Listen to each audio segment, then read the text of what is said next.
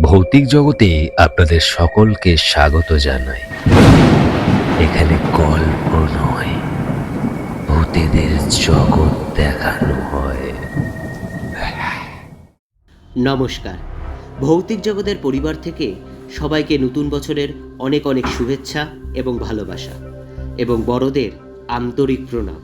ভগবানের কাছে প্রার্থনা করি আপনাদের নতুন বছর যেন ভীষণ ভীষণ ভীষণ ভালো কাটে। নতুন বছর, নতুন চমক, ভৌতিক জগতে নতুন গল্প পাঠক।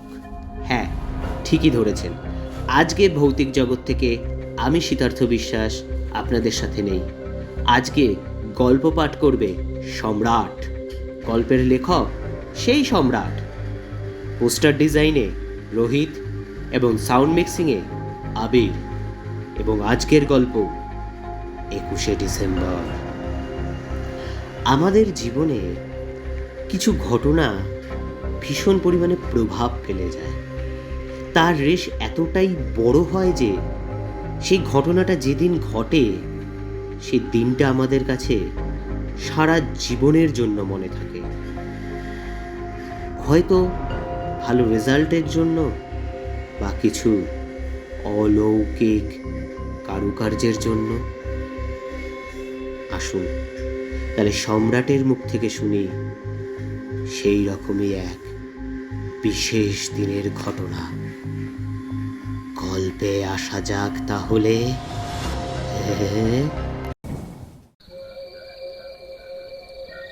আজ 21শে ডিসেম্বর, অর্থাৎ সব থেকে গভীরতম রাত।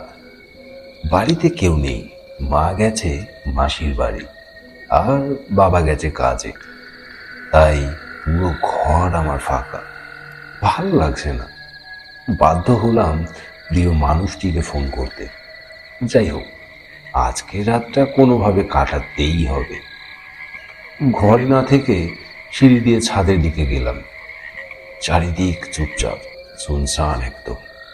কেউ নেই, শুধু আমি একা আর ফোনের অপর প্রান্তে প্রিয় মানুষটি। ব্যাস, আর কি চাই? গল্প শুরু হয়ে গেল আমাদের মধ্যে। হাই হ্যালোর মাঝে আমি কোথায় যে হারিয়ে গেছিলাম কে জানে। সব ঠিকঠাকই চলছিল। হঠাৎ ছাদের দরজাটা খুলে যাওয়ায় আওয়াজ পেলাম একটা। কিন্তু আমি ছাদে আসার আগে দরজাটা তো ছিটকিনি দিয়ে এসেছিলাম। ব্যাপারটা জানার জন্যে ছাদের দরজার কাছে গেলাম। দেখলাম, হ্যাঁ, সত্যি দরজাটা হা করে খোলা। কিছু না ভেবে দরজাটা আবারও বন্ধ করে তার সাথে কথায় ব্যস্ত হয়ে পড়লাম। আবারও কিছু সময় পর একই শব্দ, দরজা খোলার শব্দ। এবার ফোনটা ছাদের এক কোনায় রেখে দরজার সামনে গেলাম।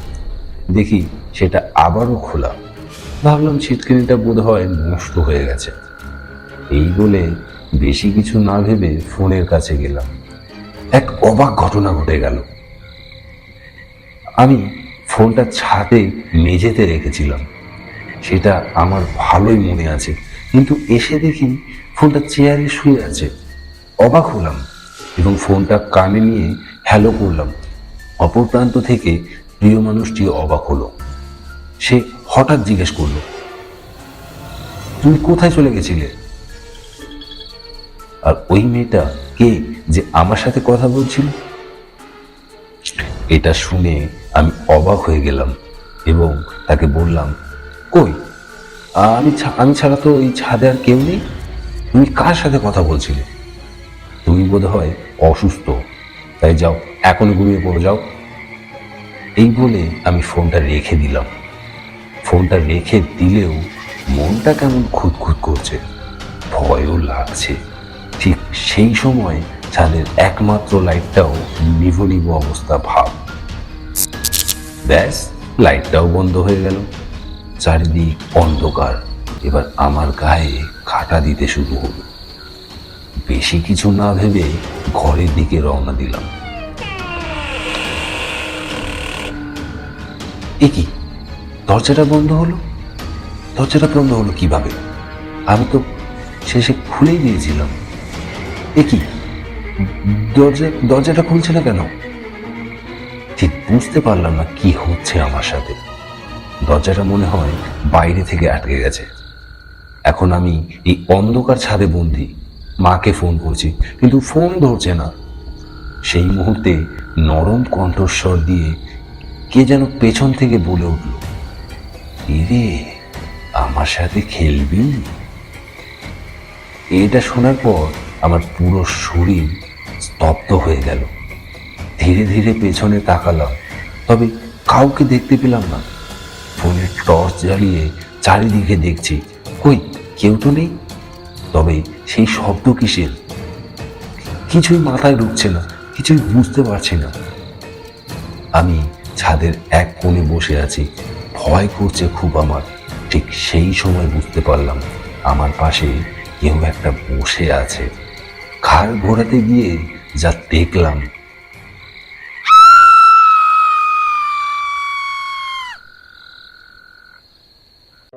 জ্ঞান ফিরল আমার। আমি খাটে শুয়ে আছি, পাশে মা কাঁদছে, বাবাও এসেছে। আমার চোখ খোলা দেখে ওদের বুকে একটু প্রাণ ফিরল।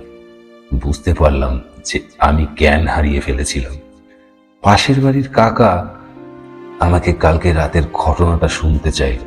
ঠিক সেই মুহূর্তে ভয়ানক চেহারার কথাটা মনে পড়ে গেল। সেই মুখশ্রী হয়তো বলে বোঝাতে পারবো না। কি ছিল সেটা? কে সে? কি চায়? সেই সময় আমার কথা কেউ বিশ্বাস করেনি, কারণ আমি জানি আমি কাল রাতে কি দেখেছিলাম তখন। যদিও তারপর তেমন কিছু বাজে ঘটনা আর ঘটেনি আমার সাথে, তবে ওই 21শে ডিসেম্বর আমি কখনো ভুলতে পারবো না। গল্পের শুরুতেই বলেছিলাম যে আমাদের জীবনে এমন কিছু কিছু ঘটনা ঘটে যার কারণে আমাদের জীবনের সেই দিনটা ভীষণ পরিমাণে গুরুত্বপূর্ণ হয়ে ওঠে। হতে পারে সেই ঘটনাটা লৌকিক বা অলৌকিক, কিন্তু সেই ঘটনাটার রেশ সারাটা জীবন আমাদের পিছু ছাড়ে না। হতেই পারে সে 21শে ডিসেম্বর যেটা ঘটেছিল সেটা হয়তো মনের ভুল, বা সত্যি তারা এসেছিল। বিজ্ঞান দিয়ে বিচার করবেন না, কারণ একটা কথা আছে না, বিশ্বাসে মিলায় বস্তু, তর্কে বহুদূর। গল্পের মজা নিন আর আমাদের সাথে থাকুন। ভয় লাগলো গল্পটা শুনে? একবার চিন্তা করে দেখুন তো, এরকমটা যদি আপনাদের সাথে ঘটতো, কি করতেন ভেবে দেখেছেন? ভূতে বিশ্বাস করেন না, করতে শুরু করে দিন, কারণ সে তো আপনার পেছনেই আছে। ভৌতিক জগৎ কোনো কুসংস্কারকে প্রমোট করে না। এই ঘটনাগুলোকে গল্প আকারে নেওয়াই হবে বুদ্ধিমানের কাজ। আমাদের ভিডিওগুলো আপনাদের যদি অবশ্যই ভালো লেগে থাকে, তবে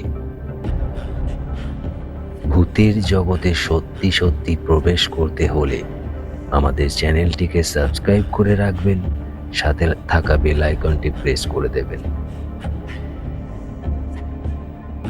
আমাদের হোয়াটসঅ্যাপ গ্রুপে যুক্ত হতে চাইলে ডেসক্রিপশন বক্সে বা কমেন্ট বক্সে আমাদের হোয়াটসঅ্যাপ গ্রুপের লিংক আছে, সেখানে গিয়ে জয়েন করে নিতে পারেন।